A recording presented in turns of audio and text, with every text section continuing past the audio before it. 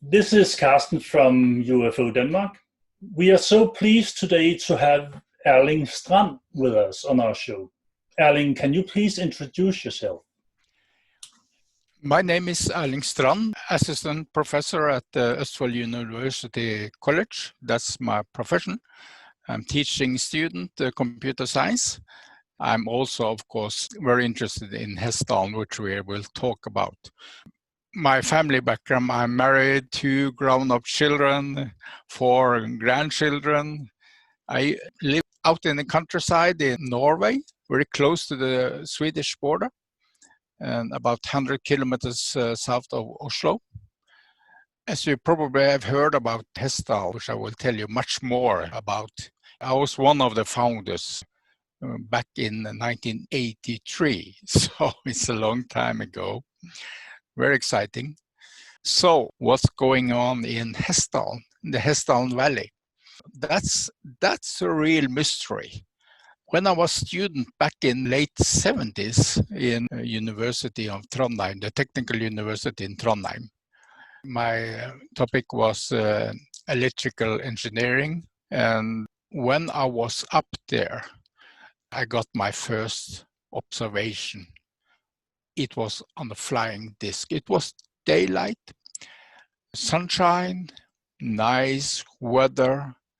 It was warm outside. I think it was in the summer, August or something. And I was walking home from the campus, a university campus. And when I was walking, heading towards south, I noticed something on the sky. It was a flying disc moving quite fast, quite big. I noticed some details. It was, well, if you should compare with the pictures you have probably seen, some call it the Adamski flying disc. Well, you have these 3 legs beneath it, round ball, half a ball, round, three of those.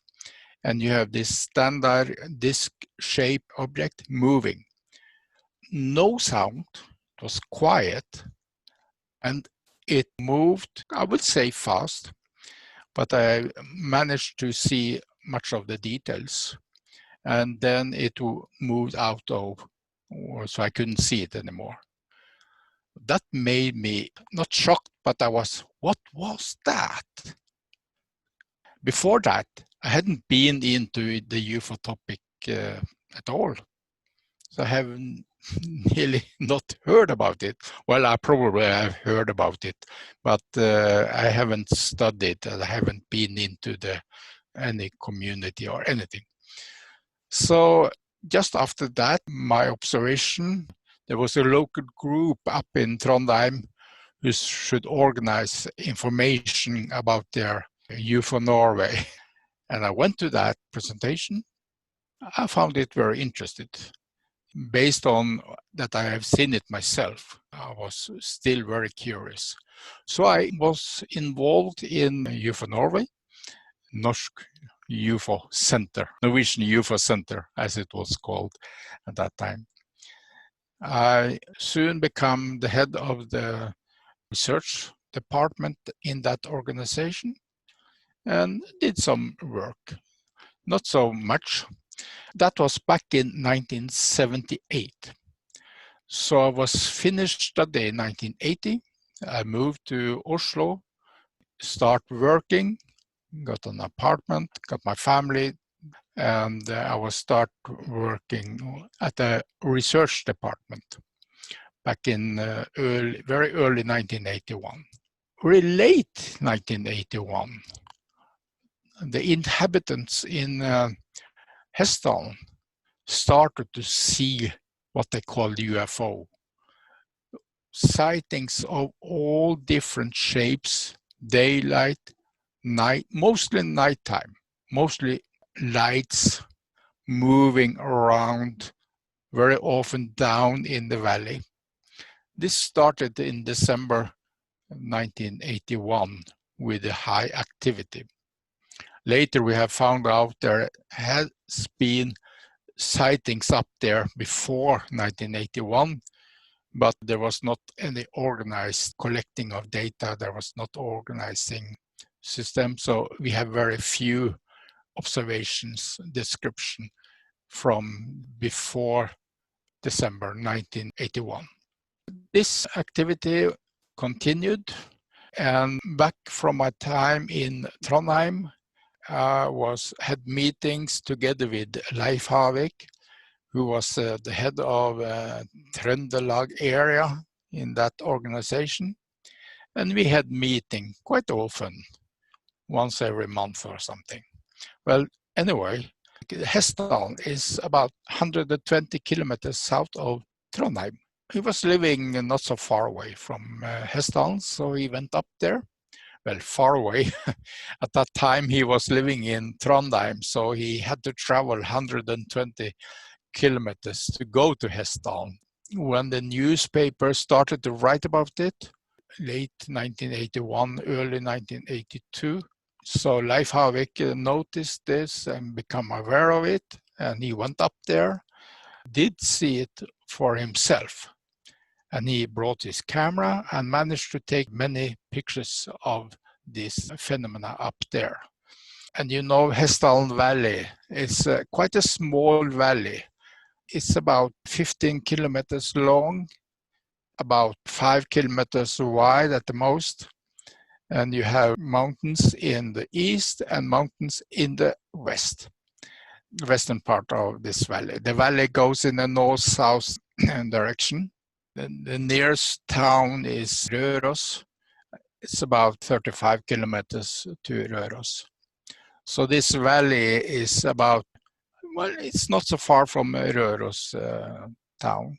Leif Havik went to this location, took many pictures. We became aware of it. I was still in the organization, and we started to talk about it. We had our meetings, and we started to talk about this phenomenon. We was very lucky that Leif went up there so many times and managed to take many pictures of it. And not only pictures, but of course he had also a lot of observations for himself. Soon after that, another one in the organization, Arne Thomassen, went up there, took also many pictures. That was 1982. Early 1983, and people started to wonder. People up there started to wondering, what could it be? Well, of course, when you can imagine you're sitting in your house and you see a big, huge light moving outside your window, sometimes it was so strong that it could illuminate the room inside. And this huge ball of light just moved slowly, passing by their houses. Some people went out and could see it for themselves, especially when it was close to their houses. So it didn't take very long before people started to talk about it up there. It took some time before they started to talk to each other, because you know, when you live far out in the countryside, this is so unusual. Normally you talk about daily things, but this is really something unusual. UFO. People was a little bit afraid what the neighbor would say if they tell that they had seen something. Some did dare to tell it the first time to the neighbor, and it showed up that the neighbor also had seen it. And then soon all people up there talked about it, what it could be. In the beginning, one of the first observation was a big, huge light in the mountainside. It was standing still, nearly on the same location, not every day, but very often, once every second day or something. The location where it was standing is not a place where people can be. and there is no road nor house, nothing there, just mountains, hill, the very steep mountain hill. One day, one was looking at it. He saw it was moving out from this mountain and followed the valley down towards north. And then he wondered, really, what could it be? They discussed what this light could be before, but when I saw this moving, it was really strange. So people up there started to talk about it. Soon the press heard about it and wrote about it. And then it became famous. Many people went up there to see it for themselves. And many of those did see it for themselves.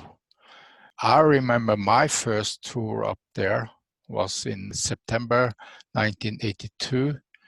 A group of us should go up there and see if we could see it for ourselves. When I went up there with the group, we split in 3 different locations on the mountains, communicated by walkie-talkie. That was back in 1982, no mobile phone at that time. We should alarm each other if we saw something. And then, not long after we went out there, we saw the big, strong light. What surprised me, it was how strong it was, intense. I didn't expect it to be so strong. We managed to take a couple of pictures of this. Let me see if I can show you the picture. Yes, you can see here is the light. We saw it the first time about 7:30 p.m. It could stand still for several minutes above this mountain, which is a small hill in the middle of Hessdalen. The photographer, Arne Post Thomassen, was standing on the mountain in the west. You can see the mountain in the east if you see the ridge here on this mountain. So this was actually down in the valley.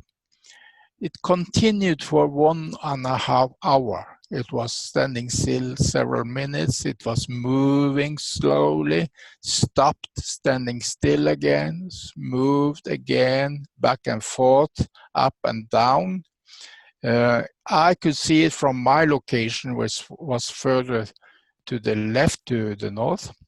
So we could pinpoint to where it was. We communicated by walkie-talkie, so we could say where it was. Sometimes it sent out, it looked like the spotlight illuminating the ground beneath it, as it was searching for something. Sometimes, but the spotlight also went up sometimes. So if you can imagine a spot which seems to be a spotlight, a beam of lights going up and going down. It was not one concentrated light, it was more as you can see from some ordinary spotlight. Well, anyway, sometimes it could illuminate the ground. We did take several pictures. I tried to take some pictures too, but it's very difficult to take pictures under conditions like that. But anyway, here is another picture we took of this phenomenon. So we could follow this for 1.5 hours. I was very, very surprised of how strong it was. We got together the day after and discussed this, and was very pleased that we managed to see something. I could also mention that the day before, one of the local inhabitants saw light close to a cottage, his friend's cottage. He thought that it was the cottage of his friends who was burning. He went to that location, and he had to climb a little bit, moving towards some bushes, some trees. And when he was about 100 meters away from the cottage, he saw that it wasn't the cottage who was burning. It was a light as big as a cottage. more triangular with the sharp end down. It was moving up and down, he said. And when the sharp end touched the ground, it went up again. And it moved like you can imagine, sharp end down, triangular. And when it touched the ground, it went up again and moved slowly down. When it touched the ground, it went up again. And that also continued for more than 1 hour. Well, that was the day before. When we went back to our home, when we had that observation, which impressed me very much, I was then working as a scientist in Oslo, and I discussed my observation with my companion, other scientists, and they said that, well, you shouldn't involve in UFO. Everyone talked about UFO. You shouldn't involve in UFO because that could ruin your career.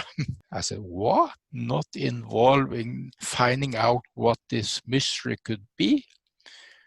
Well, that made me even more curious. Why did I say so? A scientist should actually study the unknown and find an answer. The observation continued up in Hessdalen. The newspaper wrote about it. More people went up there to see it and did see it. We got some reports which we wrote down, and at the most it was about 20 observations a week at the most, which we have. And the number of sightings could have been higher, but that's because not everyone told us about what they saw. They didn't knew about us either. So, well, anyway, we got about 20 observations a week at the most. And this continued, and the press ridiculed the people up there. Those observers, many of them was ridiculed. So they didn't like that. And no universities, no research establishment did do anything. And people, and especially people up there, wanted to know what it was, and people in general was wondering, why doesn't anyone do something to try to find out what is going on out in our valley? And no one did do anything. And then a group of us, some from UFO Norway, which I was part of then, some from UFO Sweden, and some from Society for I don't remember. Well, anyway, it was people from 3 organizations who come together and discuss. That was back in 1983 in the summer, early summer. We should discuss what to do with this. No one do anything. Maybe we should try. And we decided that we should try to do something. We should establish a project, which we call Project Hessdalen. And this project should be free, not connected to any of the organization. It should be free to work, as this group shouldn't be tied to any organization and what they do. Well, anyway, Project Hessdalen was started. And during August 1983, we got the opportunity to present the project at BFORA's British UFO Organization Congress in London. During the autumn, we planned a field work which should take place in the winter, in January and February 1984. And we wanted to see if we could do some measurement and see if we could see what was going on. Before I go into our first field work and the result, maybe I should show you a little bit more of the pictures which has been taken up there. So people got a more impression of what it is or how it looked like. Let's see, here is was taken in 1982. This light you see was, the camera was standing on tripod with a long exposure, several seconds. And during the exposure, the light was moving. You can see this moving on the film. So this is one light which is moving, and then it looks like this. And you can see the mountains in behind. So this is down in the valley. Here's another one which was taken back in April 1983, if I remember correctly. And you see at that time there was a lot of fog. Well, actually it was cloud very down on the mountains. It was snowing sometimes, and it was very cloudy. You couldn't see so very long. High humidity. But Leif Havik, who took this picture, you see this light here. He was alone, saw this light, and it was coming towards him. So he managed to take one picture, and when the light was moving straight towards him, he was a little bit afraid, maybe, what it's coming straight towards me. What will happen? Well, not so long after he took this picture, he saw the light was moving, following the valley, moving in the direction where my marker is, moving in front of this mountain. And then he remembered to take another picture where he moved his camera. It was coming from here and moving. And he managed to take a picture just before it disappeared behind this small hill. If it had been clear weather, you would have seen mountains in the background. Here is Gauldal, and Hessdalen is coming out here. So it's actually followed the Hessdalen Valley, where the Hessdalen Valley, the river, goes out to Gauldalen. So that was also one interesting observation. Well, we have several, of course, many pictures.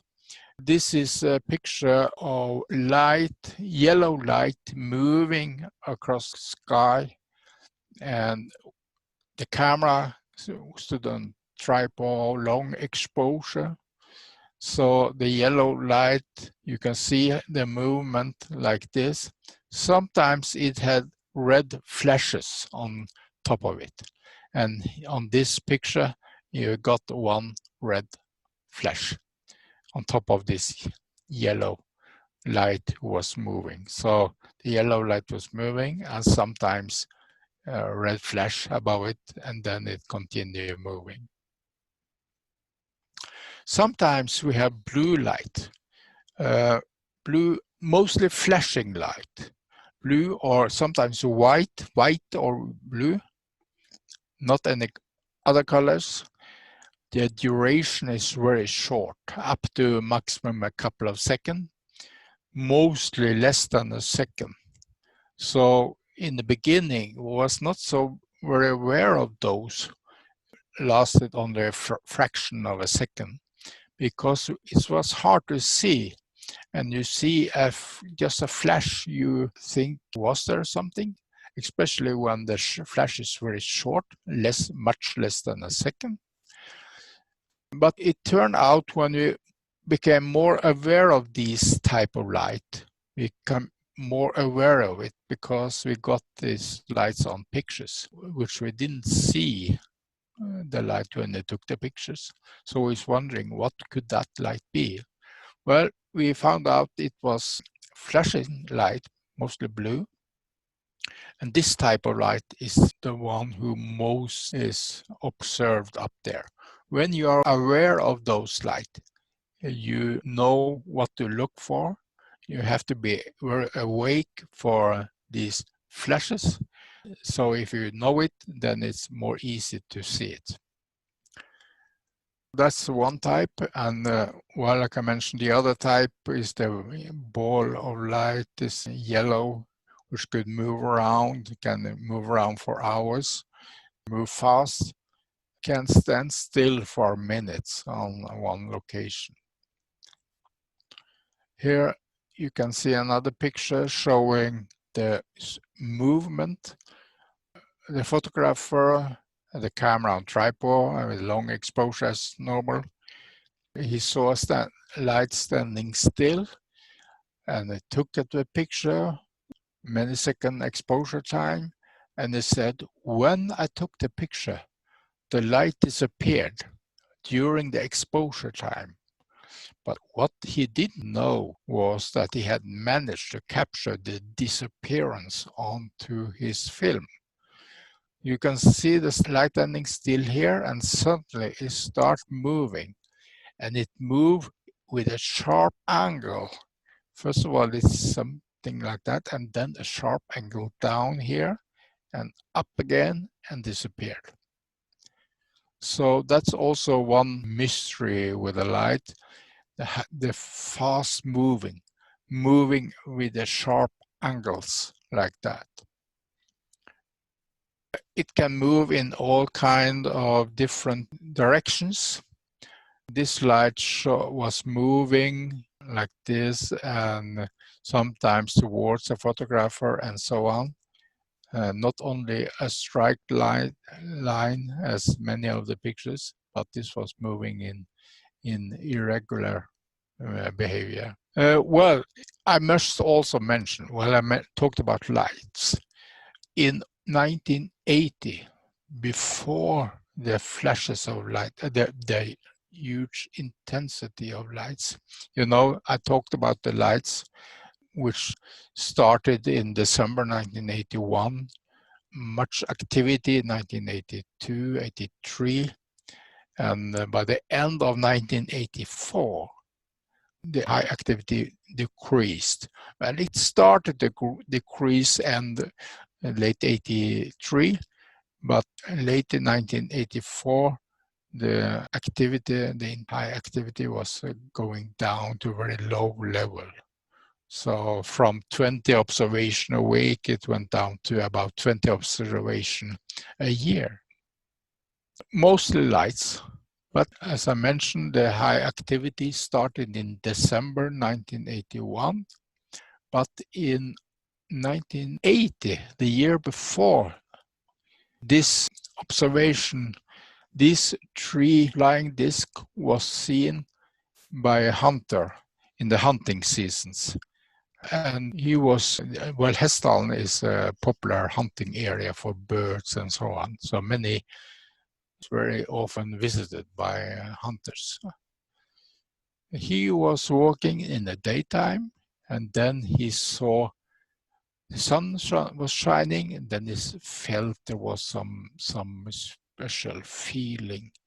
And then he could see shadows on the ground in front of him, moving slowly in front of him. Wonder what that could be, and turn around and saw up on the sky and saw this tree flying disc.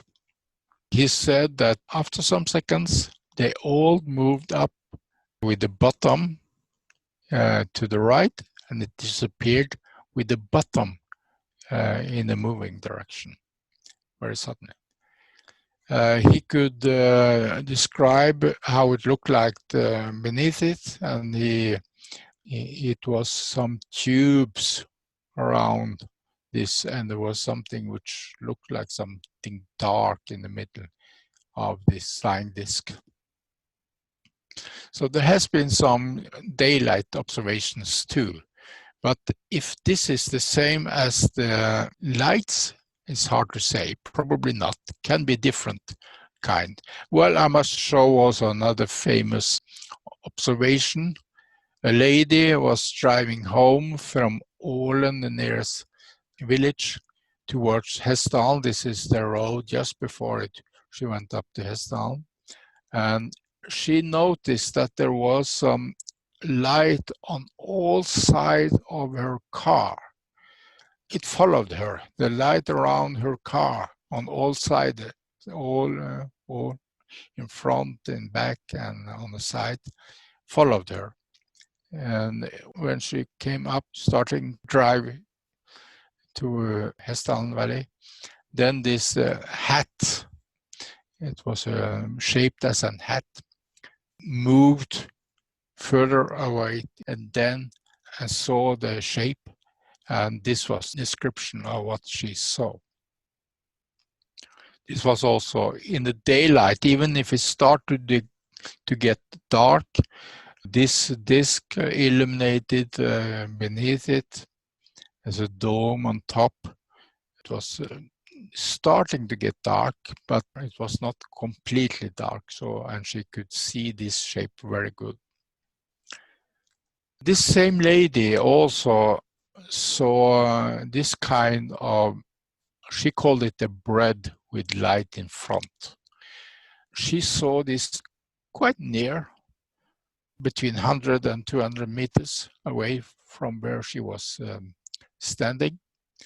She and her husband was out working. The husband was down in the forest, taking down some trees and so on. And when she was waiting for him, she saw this huge oval shape object, nearly cigar-shaped, moving slowly without any sound at all. She could see the hillside, where you can see in the back here, and it moved and followed the valley further down. This is just above the river in the Hessdalen Valley.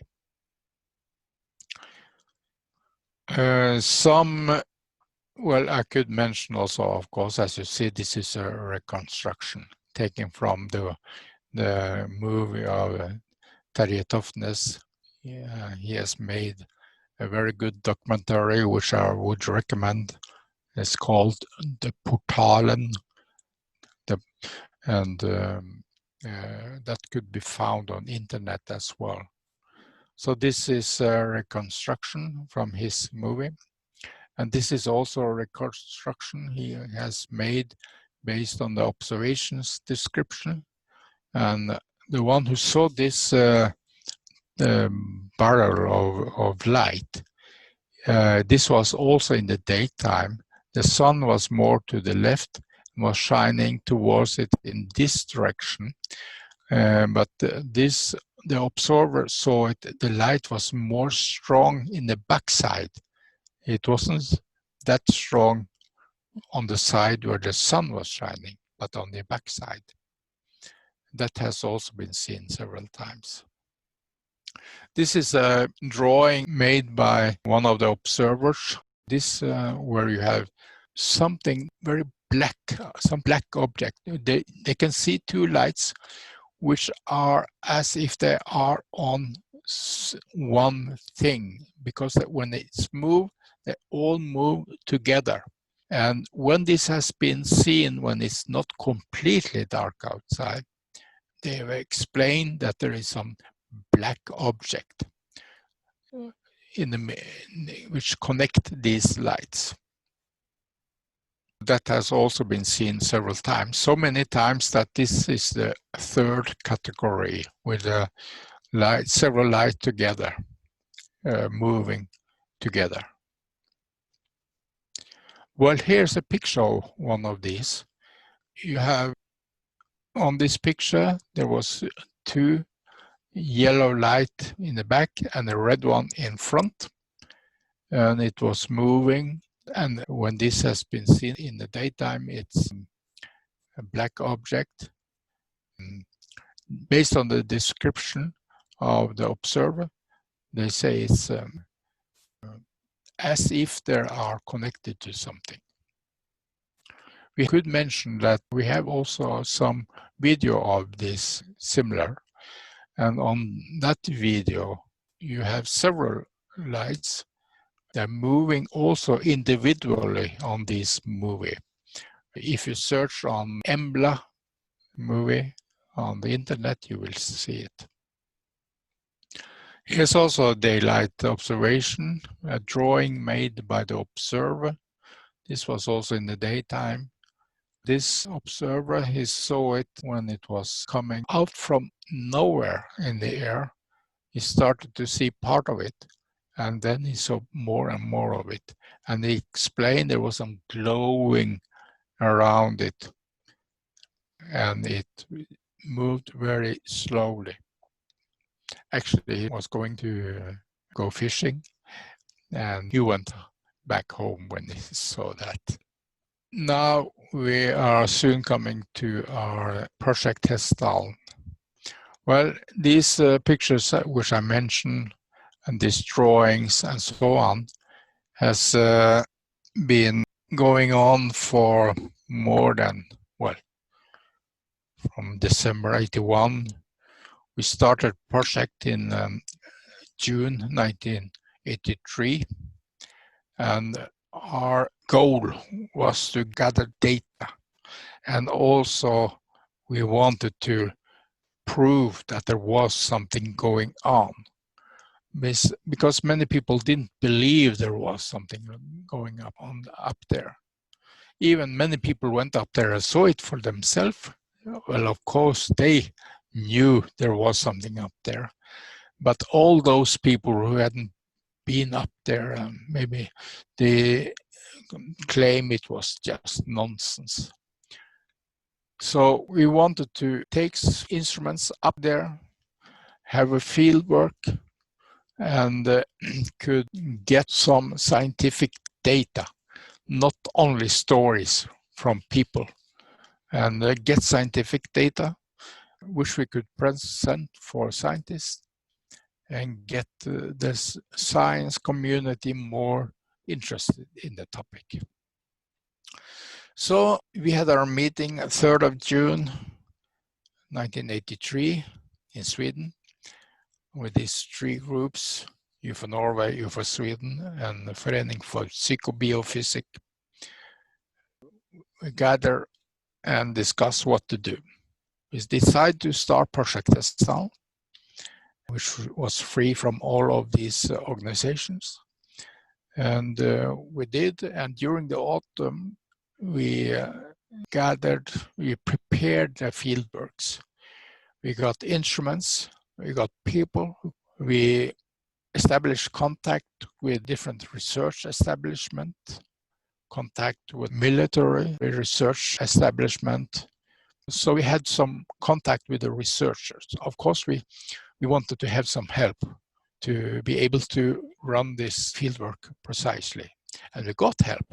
We got very good contact with several scientists from other institutes, very good contact with the military. They wanted to help us. So we started the fieldwork in 1984. The first fieldwork took place between 21st of January to 26th of February 1984. We got a lot of results. We got more than 50 good observations of the phenomena. Well, we wrote reports on more than 180 observations, but we went through all reports, and about some 50s observations are so strange that it has to be the phenomena. The report can be read by the listeners if you go into the website www.hessdalen.org. Then you can find my technical report on that website.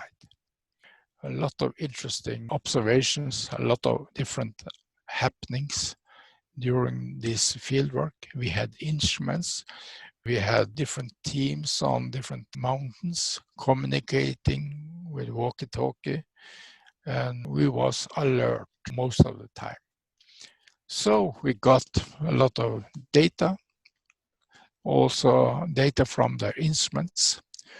All the details can be read in the website. Let me see if I could pick up some interesting results. Well, we did one test which was spectacular, with a laser beam, red laser beam, pointing towards a light, flashing light. And we did it, doubled the flashing frequency. And we did that test 9 times, and in 8 of those times, it doubled the frequency. We did also get some electromagnetic recordings, which was a little bit strange. Got magnetical readings, magnetical pulsation, magnetical storms, which is quite normal in the atmosphere. The phenomena seems to be more likely to be seen when such condition was in the atmosphere. Magnetical activity in the atmosphere, which is normal, but sightings seems to show up when that happened. Well, the first field work, the first station we had looked like this. We gathered a cabin from some of the inhabitants up there, which we borrowed. We put all our instruments inside there. We had cable power, so we could run the instruments. You can see also the radar screen on top of this cabin, and you have an antenna, you have camera equipment, tripod, and so on. So we'll have a lot of instruments. And we managed to get hold of very professional instruments back in 1984. This was winter 1984. And we continued for a long period, more than 1 month, from 21st of January to 26th of February. Due to the fact that we managed to get so much data, and I wrote this report, the team which we cooperated with from the military, the research establishment, the university, he wanted that we should continue. Because, as I said, if you get as much result as you did next year as well, we will support you fully to cover all the costs. You know, the power for doing all this, we didn't have much money, didn't have any money at all. People who participated used their own money, didn't pay them anything, not for driving or anything. We managed to get some few money to rent some houses, rent the power, and so on. But no one could expect us to cover any of their expenses. But we managed to get, I think it was close to 40 participating. Not all people at the same time, but during the 1 month, some was there some days, other was there other days.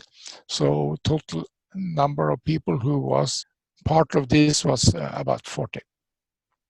Well, you see some of the instruments here, and well, a picture of me and Leif Avik, where we put some of the instruments on top of a car before we put it into the cabin. Here you see also some pictures we managed of this flashing light. We saw it on the picture afterwards. Here's a blow up of the lights. We got it on radar also. You can see here on this radar screen, which we had up there, you have a mountain. You see here, mountains here, mountain here, mountain here. And here is also part of a little mountain. But here, this dot here is the phenomena. And took a picture of this screen. And you can see on the next picture, it has moved a little bit. I take it back again. And you see, if you compare on this line, not so far away, here it is. And on the next radar, you can see it has moved a little bit. So we got it on radar too. And I could mention that the highest speed we measured on this phenomena was 30,000 kilometers an hour, close to 30,000 kilometers an hour, without any sound. So if this had been solid object moving with that speed, you should expect a sound, but there was no sound. Back in 1985, the year after, we decided to go on for another year. We got a cabin mounted on a mountain in Hessdalen, and we had all the instruments inside here. We had a radar on top here, This is not a satellite, we collect sound. We had a microphone here, and you use such an antenna to be able to pick up if there was any sound. We directed this antenna to any light to hear if it was any sound, but didn't manage to use this one. It was too busy with taking pictures and so on, and looking on the radar screen and other instruments, because, well, if you imagine you see something and you also see something on the instruments, it's exciting. Well, this was a stage in 1985. We got only one good observation in that period. I could mention also that in 1985, we split that period in two 14 days period, one with instruments and one period without any instruments. Total, it was from 14th January to 10th of February 1985. The reason why we split it in two, one with full instruments and one without any instruments at all, was to see if we got more observation in one of those periods. Because in the year before, in 1984, we discovered that very often when the phenomena was coming, the power went off. Not all time, luckily, otherwise we wouldn't have got so much data. But quite often, when the power went off, it was when the phenomena was coming. So we started to think, could there be any connections that we don't measure anything? The power will disappear when the phenomena is coming. Maybe they don't want us to measure. Well, anyway, we decided to do a simple test. And next year, 14 days with instrument and 14 days without. Sadly, we got only one good, really good observation in 1985 compared with more than 50 the year before.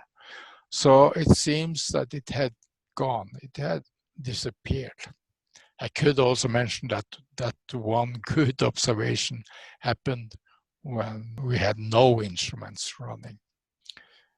But it is too little to take any conclusion if there has any connection with observation or not. So that was pity. We was of course sad because of the few observations. We had many people up there at that time too, and we was better organized. We had done it before. The logistic, bringing people up to the different location. Well, actually, we got help from the military there as well. They have had their snow jeeps, which they could take us up to the station, bring up on the mountains. So we got good help from the military. Well, it was sad that there was only one good observation on that long period. So actually after that, we shut down the project. We didn't plan any more field works. And the only thing which happened after 1985 until 1993 was talk with journalists and have some presentation of the data on conferences and so on scientific conferences. Among the conferences, I was to bore lightning conferences, Budapest in 1990, and I wanted to ask the bore lightning scientists if they had seen something similar among bore lightning. And we came to the conclusion that this phenomenon doesn't show any clear electrical properties as a typical bore lightning. So it couldn't be the same thing. Well, during the fieldwork in 1985, we had visit from the States. Professor Jordan Hynek did take the tour all the way from the United States to visit us during our fieldworks. We had also a meeting at the University of Oslo afterwards with him, And he said also when he should come back to the States, he would gather a team of scientists who could help us in our project. He said that Hessdalen is a UFO laboratory. It's a place where things are happening and things can be studied. You can find some of his statement out on YouTube. We was very glad he could come to our fieldwork. The observations stopped, and we thought it was not anything going up in Hessdalen. So I only a presentation at conferences and journalists and so on. And back in 1993, 8 years after we had our last fieldwork, the people up there wanted to know what had happened after our 2 fieldworks. We didn't hear anything, so they wanted me to come up to Hessdalen and tell them, have a presentation for them, what had happened. And I did.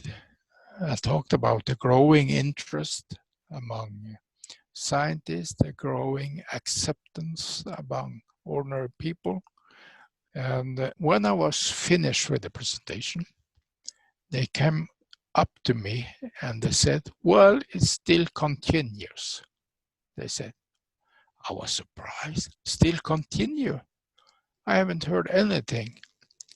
Well, we don't tell it anymore. We were so ridiculed by the press last time.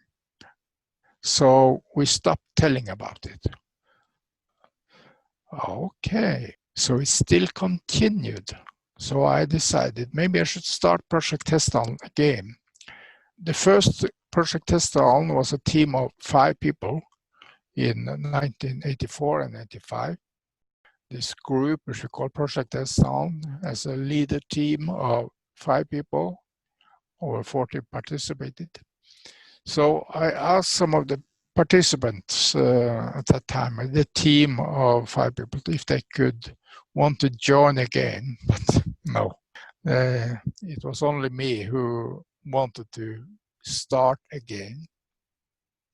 At that time, I was working as a lecturer at Østfold University College, teaching students.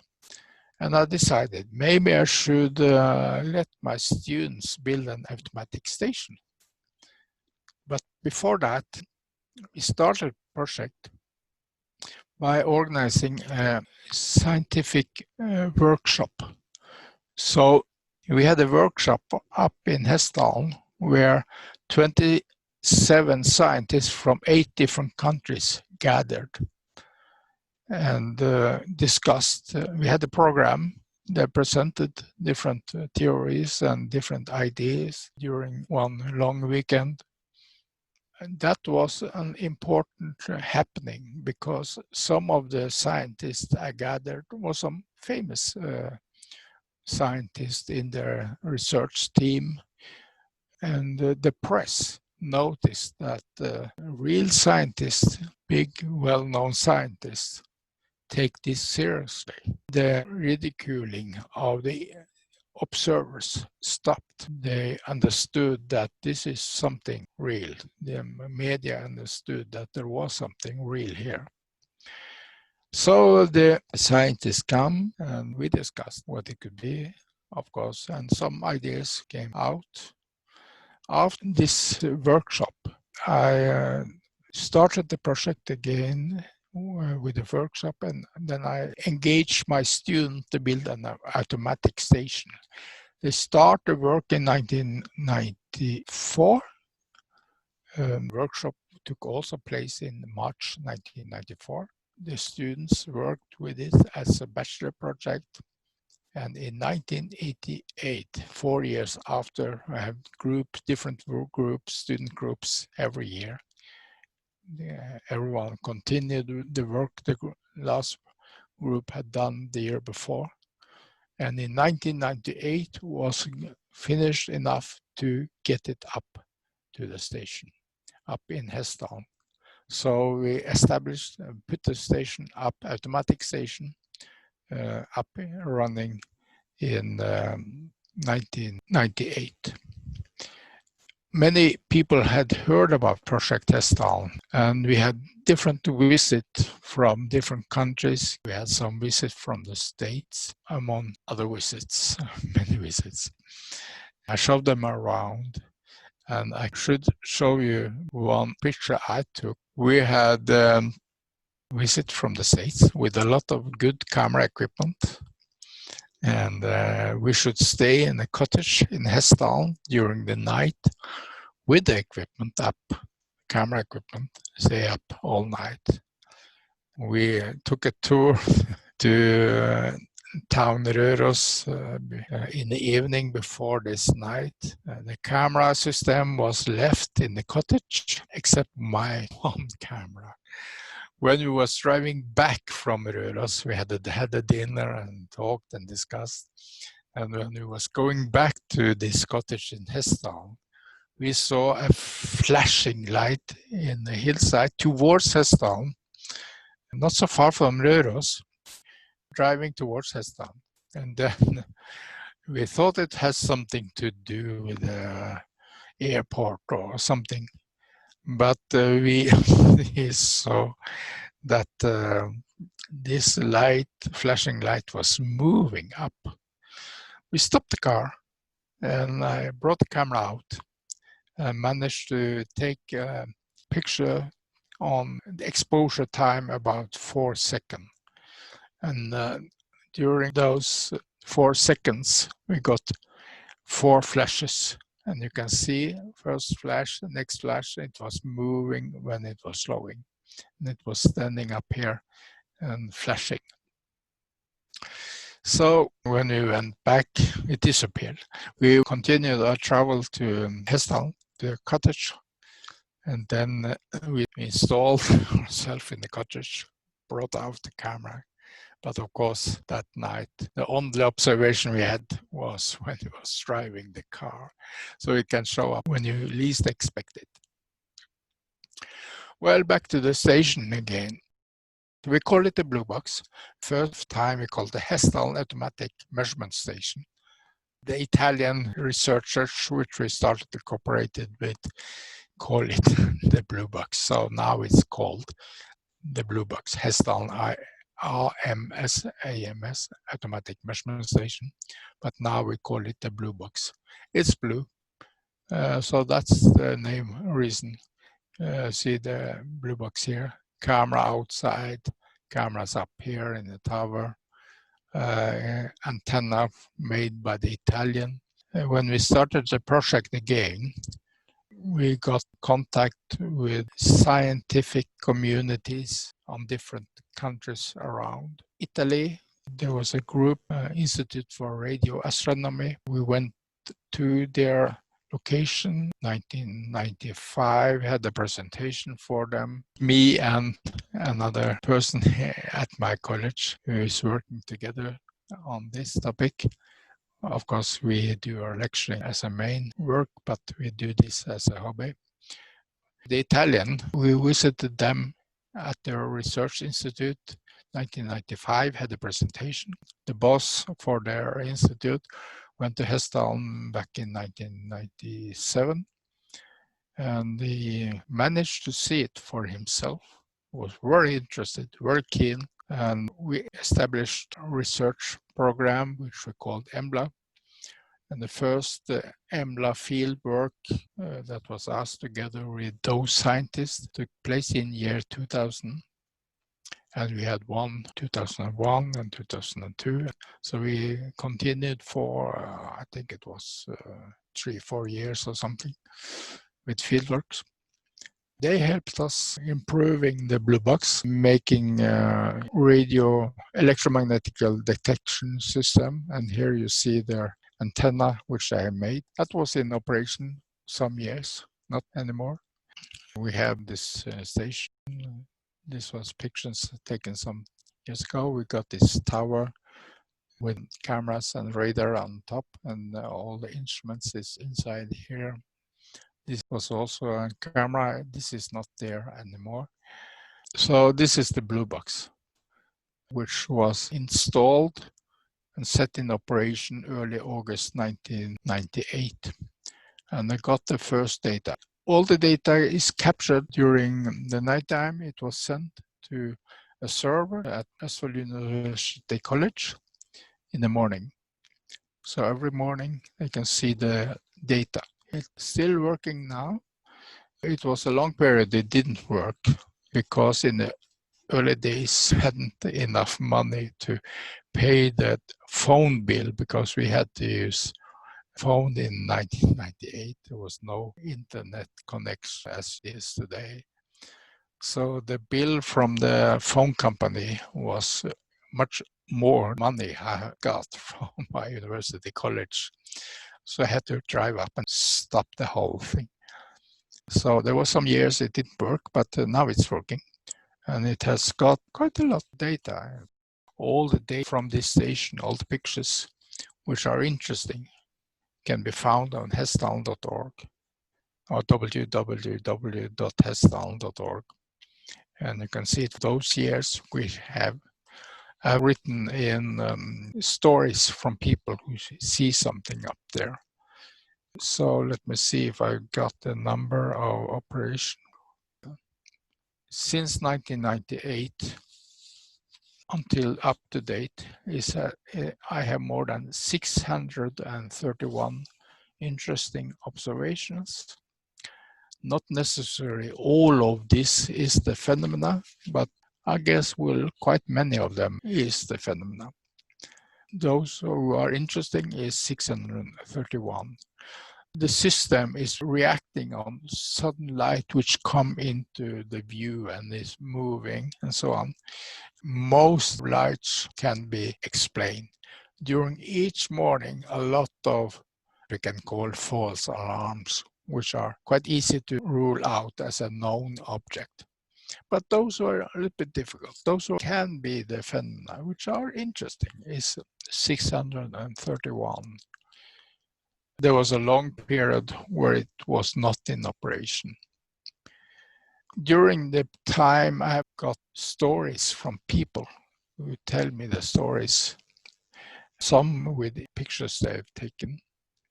Since year 2000, I have 192 different observations, description from people up there.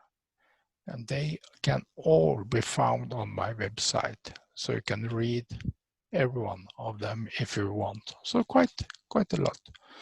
This is a good thing, I think, from this blue box. This picture is when we are working on the blue box and you see me on top of this tower. I didn't dare to use my students because it's not so safe up there. So I normally did it myself. So if someone is hurt, it will be me. Here you see me up in the tower, mounting the cameras and everything. So I've been up in the tower many times. This is a picture from inside some years ago. This was put up in operation more than 20 years ago. We had video recording when the light showed up. It started a video recording so we could record how it was moving. And it has been working sometimes. Some few good recordings. But most of the times, this video system took too long to start, several seconds. When it was running, the light has gone. Now this is disappeared, and you're not using that technology anymore. Now we record directly onto PC, and every morning it sends out also the video and the pictures which are interesting. Those can be found every morning during alarms. If you look at the website, www.hessdalen.org. Let me see if I can find the website for you. Yes, here you see interesting pictures from 2020. This is the pictures which are interesting. I put them there. And you can see also you have something called alarms here. So every morning, if you click on alarms, you can see all the alarms which has been captured during the last night. They're all free to be used. I should point out that most of the alarms are false alarms, but those who I think is a little bit interesting, I looked through and put them here. Pictures here from different years can be looked at. Here you can see two. It's also possible to see what's up there just now. Pictures which are interesting. The people telling about their observations. You can find up here observations from different years. For instance, if you look at 2018, you can see the description of people, both pictures and stories and so on, from people up there. You can go through there if you want. This is Hessdalen now. But of course, you have to be lucky if you want to see something there. We have also another camera which is pointing in another direction. And that's the website. So I will say that people can go into that website, see what you have captured so far. You can also read my report, which I mentioned, report from 1984. A lot of stuff is on this website. During the years, I could mention scientific communities starting to get interested in this topic. So we have had a lot of presentations, a lot of visiting different scientific communities, conferences, a lot has happened. I've been around to not only talking for ordinary people, but also scientists, universities, and so on. I got the impression that it's much more easy to get these scientists involved now than it was before. In the beginning, when I was starting this together with the other folks, I noticed that there was many scientists who was really interested in the topic. When you talked with them under four eyes, no one else heard anything. But they didn't dare to tell it official. It has to be secret official. But I knew there was interest. So I knew if I managed to take away their fear, I would take a long step in the right direction. So one of the topics was to get this phenomena accepted among people, among scientists. So the ridiculing was stopping. If I managed to get this not so dangerous to be involved anymore, if I managed to get it more safe, that was important because I knew that I needed more scientists to involve themselves in finding the solution. I never expected me to find a solution. It must be a team of scientists who can find a solution and also to get it accepted. This started with Italian in the middle of the 90s. We cooperated many years. We now cooperate with scientists from France, from Japan, and other research establishments down in France, also from Greek. Those has been the most active scientists. We have also had cooperation with other scientists, but those who have done active work is Italian, Germany, France, and Greek. It's those who have done most active work up there. Well, people don't need to be ridiculed anymore if they tell about the story. That was one of my big goals when I involved myself with this, get it accepted. And now it is. That is very important. And now we get more scientists involved. Now we're doing a geophysical study. One of the questions, why Hessdalen? Why this small valley? We have done a lot of geophysical research up there to find out if we can find something in the ground. The geophysicists have said there is something interesting here, which they have measured, and we have presented some part of the results in this European Geoscience Union, also other places. If you go into the website, I have put out the information on where it had the presentation of it, and also some of the journals who have written about it and so on. So there is a growing interest, growing acceptance. That's the most important. And then we can get those who are interested in doing research out in the field without being ridiculed. And that's important. So it goes in the right direction. On the way to get it accepted, we have involved our students. The first involvement was to build the station.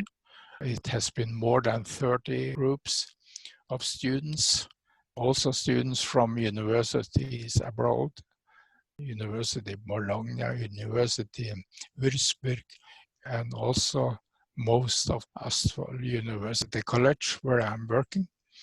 They have done a great job with their station. But we also have started what we call a science camp. We started back in 2002, where we involved younger students. We started with 14, 15 years old students. Together with their teachers, a class went up to Hessdalen with the instruments. We supported the instrument, we organized everything. They stayed out in tents out in the mountains together with their teachers. We did research on an unknown phenomenon, and it was very exciting because, well, quite many times they had seen it also. And you can imagine young students, 14, 15 years, seeing something spectacular when they're out in the mountains with the instruments. They are so keen. So this has been a success. It has gone on since 2002. They say 1 week in September that year they participate. Maximum has been 50, but normally a normal class could be 20 or 30 students, young students. Many observations has been taken by these students. And one of the most interesting observation which has been taken, let me see if I can share it with you. That picture that was taken during the science camp in 2007. We managed also to get a movie on what was happening. And on the movie, you can hear the students screaming. I could mention that this picture shows exposure time of 30 seconds.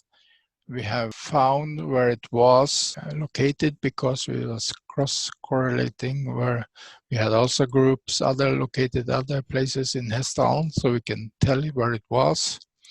So the distance from that part of the light to the end here is about 2 kilometers, 2.2 kilometers. And we take pictures with optical spectrum. We put a grating in front of the cameras, and we got the optical spectrum.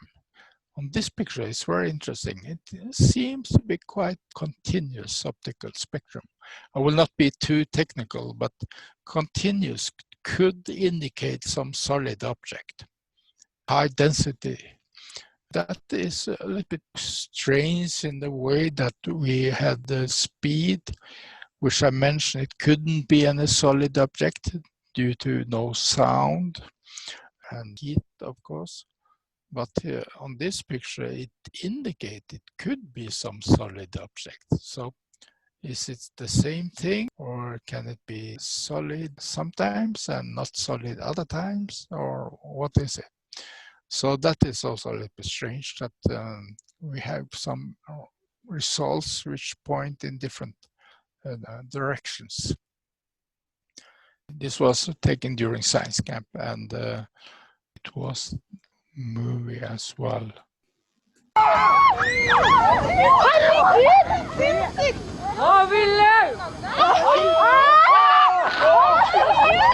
Å, fy fader! Jeg filmer det! Jeg har det på tape! Jeg har det her! Å, dæven! Hva ser regnbuen? Hallo, jeg tok bilder! Fy faen, det bare brent opp! Jeg zoomet, det bare splittet over flere... Filmet du det? Ja, jeg fikk det. You could hear from the participant students, young students, that it was very exciting. That was in 2007. Young students, 14, 15 years. We have also 16, 17 years later. So we have tried students on different ages, all with success, I will say. But maybe the youngest one, 14, 15 years, is best one because they are very exciting, as you can hear. But also other students, older students, is very exciting.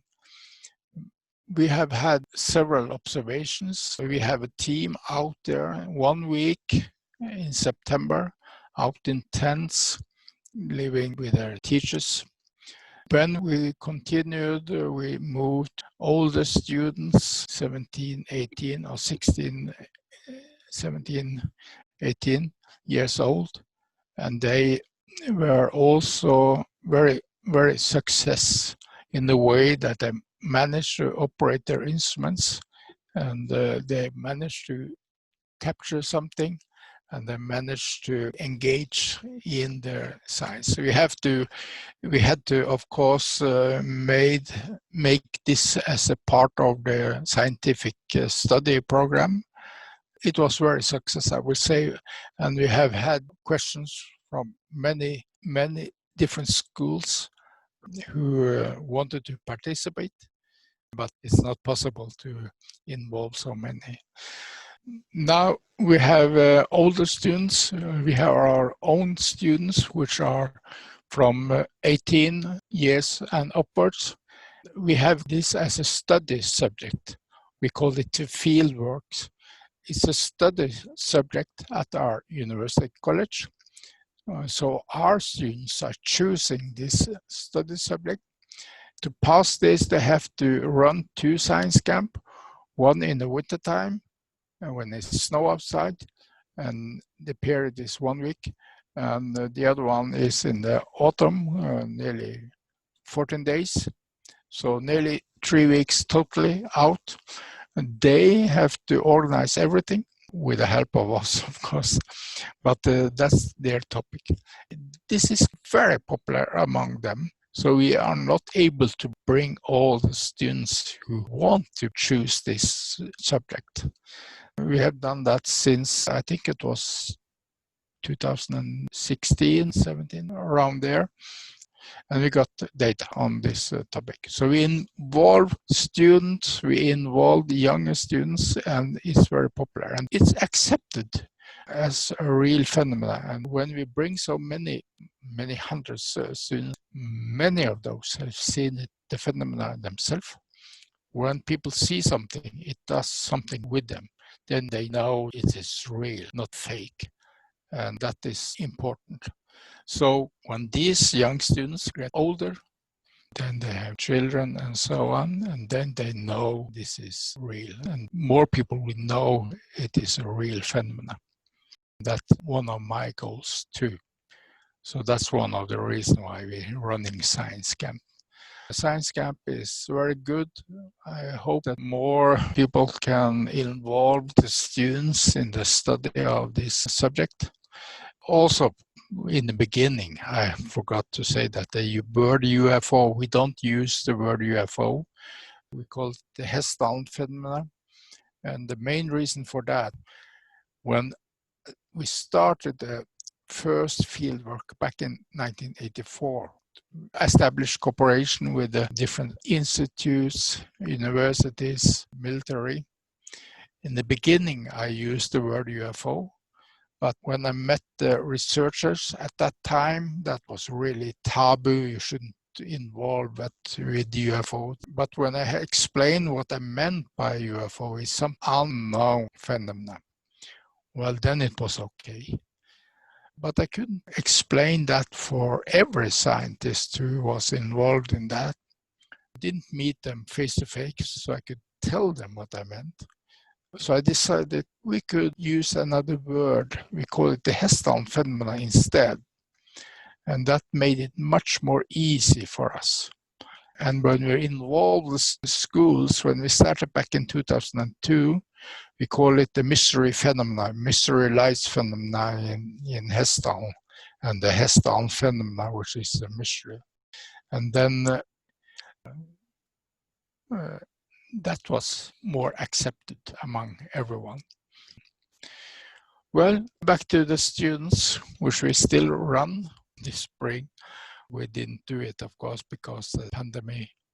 I hope that will be solved, so it will be able to start again. But I mentioned some of the pictures. I have a lot of pictures, a lot of data. I mentioned this picture, which was taken during the science camp. This is oscillating, which we took during fieldwork. This is also an oscillating, blue oscillating, long exposure time during the middle of the night.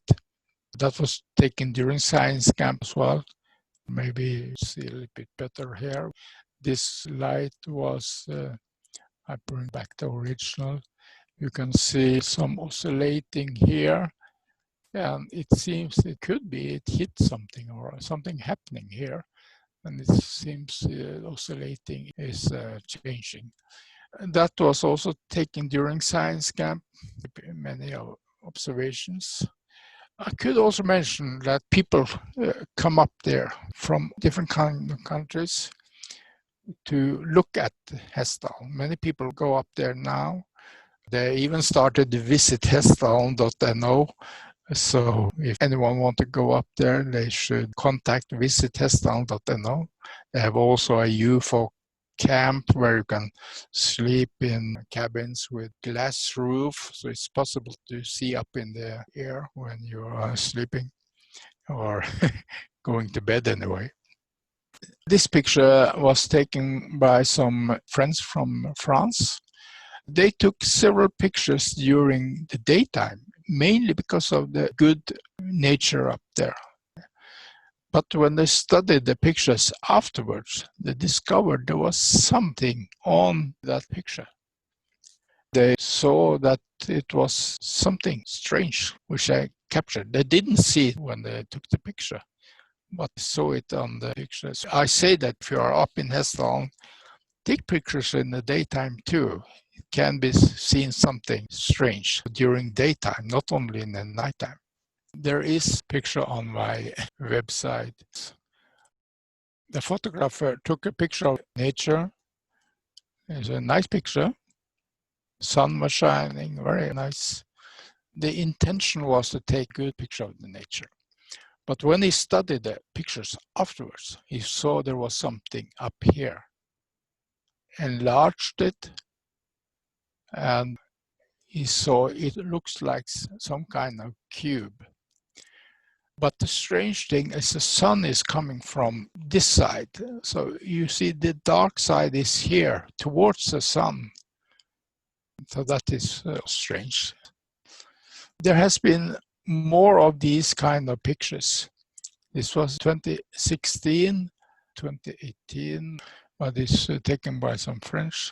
You see, they took a picture of the nature, and when you study the picture, you see something here. If you enlarge it, you see something white with strange shapes of some kind. People should be aware also during the daytime. The study continues. The phenomena becomes more and more strange in a way that some data point in one direction, another data point in other directions. So that's why we talk about maybe there can be several solutions of it, maybe not necessarily only one solution. but maybe different things we are studying, we are looking at, different kind we are measuring. But why does all these different things show up in this small valley? That connects these different things. That's a mystery. We'll also say that very good that the mystery itself is more accepted as a real phenomenon. I'm very fond of that. So people dare to tell about their observations without being afraid of being ridiculed anymore. This is accepted. And I could tell one story. I got a phone call some years ago of an old man. He was close to 90 years old. And he told me about an observation he had had when he was a young teenager. He was alone, dark outside. He saw a strange light very close to, not so far from him, made a good, strong impression on him. But he didn't dare to tell anyone because he was afraid of being ridiculed. So he didn't tell anyone until he found me when he was close to 90 and told his story and admitted that he hadn't dared to tell it before. But now he felt that the phenomena was more accepted. So he was not afraid of getting ridiculed anymore. So that made me think, how many people have seen something which they don't dare to tell anyone? That's a pity.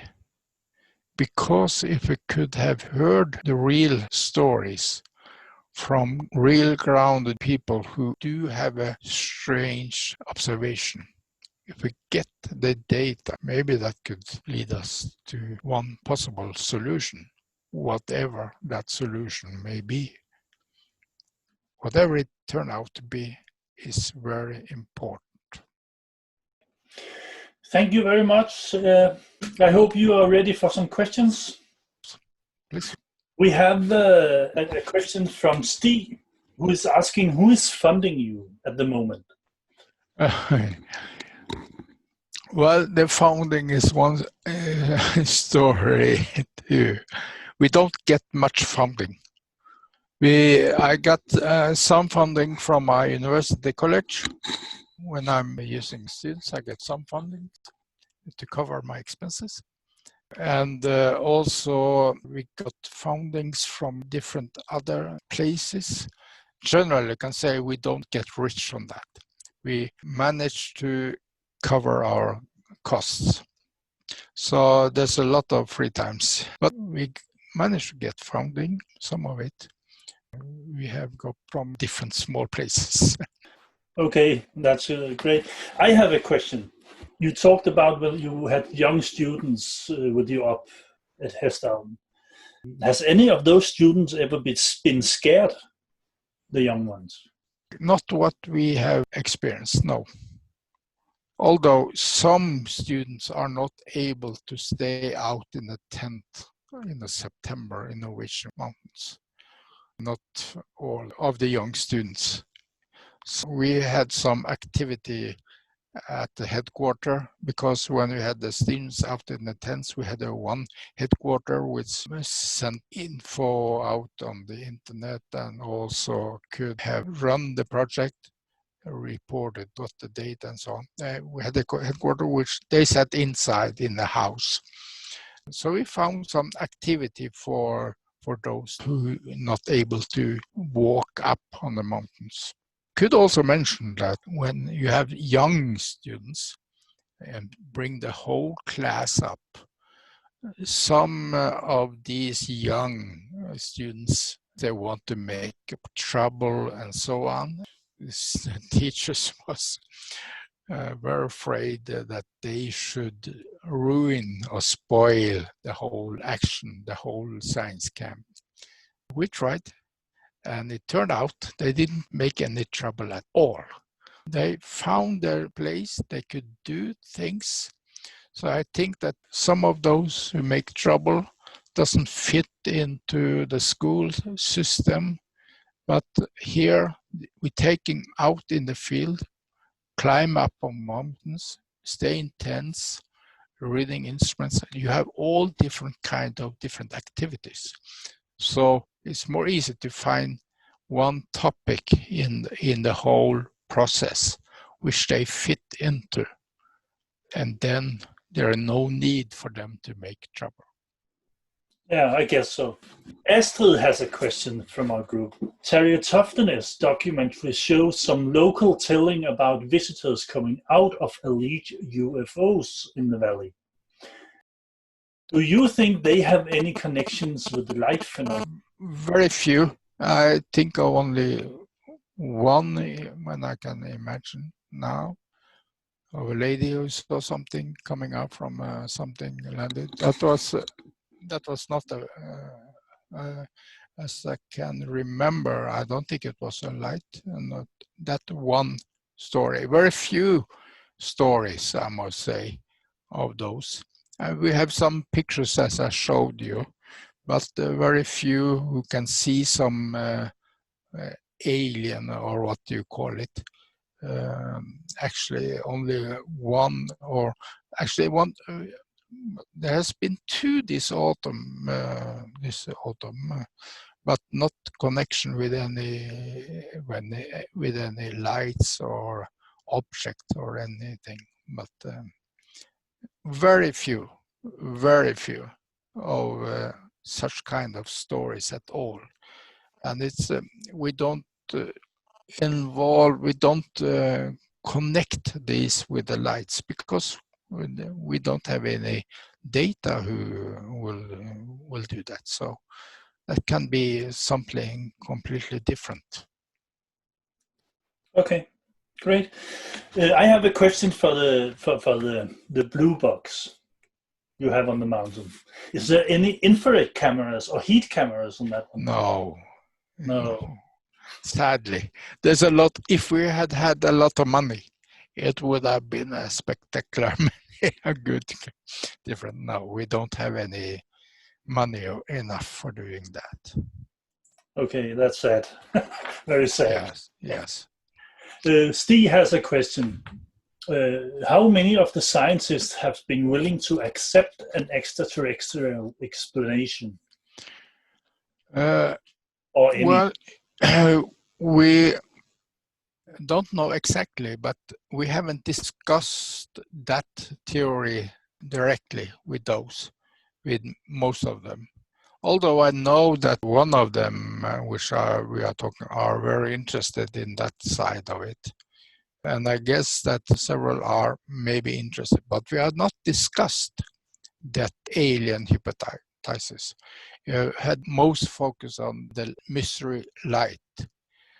So when you see a light, we cannot connect that to any alien at all, because we have very little things that indicate that, if you can discuss it at all. So we have focused on the data mostly, and what we gathered, the instrumentation data, the camera system, and so on, video and whatever we measure, and present that. And if some other want to connect that with alien, we cannot do that because we don't have any data. That will be mostly speculation. We want to present the data because that's interesting. Speculation can be done by other people. I have a question. The inhabitants of Hessdalen, what do they think about the phenomena? Is it for them good or a bad phenomenon? I think the inhabitants are all different kind. Some think it's exciting, some don't want to be involved. You have all different kinds of reactions and thinking about that. Now it's only about 100 people living up there. You have all different kind of reactions. A last question from me. Is there any tales of paranormal activity connected with this phenomenon? I don't know so many in Hessdalen itself, but I know there's been some other places in the world, but I haven't heard so much in Hessdalen. I must point out that people up there doesn't necessarily want to tell everything. So when I say I haven't heard any stories which connect paranormal with the phenomena, I haven't heard anything from that in Hessdalen. But I don't think people tell everything. I guess so. I see that Stig has a follow-up question about the extraterrestrial explanation. Perhaps you can ask it the question, Stig.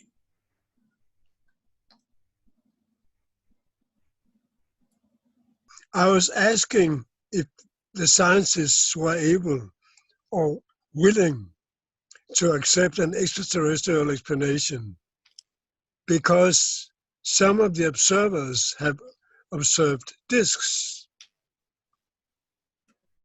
Well, I would say that we have focus on the data, and to connect the data to alien. We cannot do that because we haven't any data indicate that at all. We could have some pictures who indicate some discs, but we cannot, from something which looks like a disc, say that there is alien inside, because no one has seen any alien inside. We have to present the data, not what we think it may be. We present the data itself, but when you connect, for instance, if you connect light to disk or disk to alien, where is the proof? That will be a speculation. If we started to speculate on this topic, we wouldn't come far in the scientific community.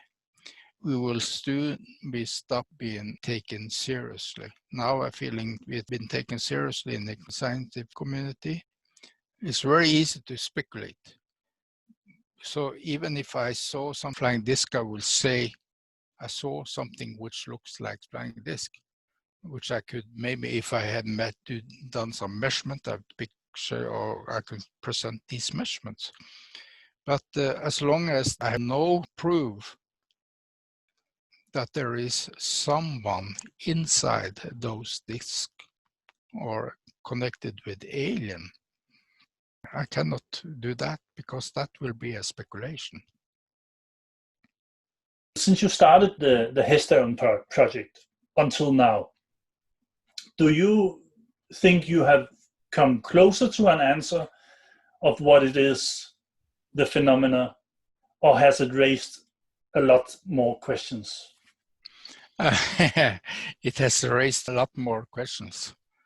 I know much more about the thing itself, but I will say I know much more about it, much more than from the beginning. But as I mentioned, some data point in different direction, raise more questions in me. So the more I know, I can say, the more I don't know. That's a great ending for this one. Well, thank you very much, Erling. This was very good. I don't see more questions. Great. So, Good. yeah, I will say thank you very much and bye. Bye-bye. Bye-bye. Bye.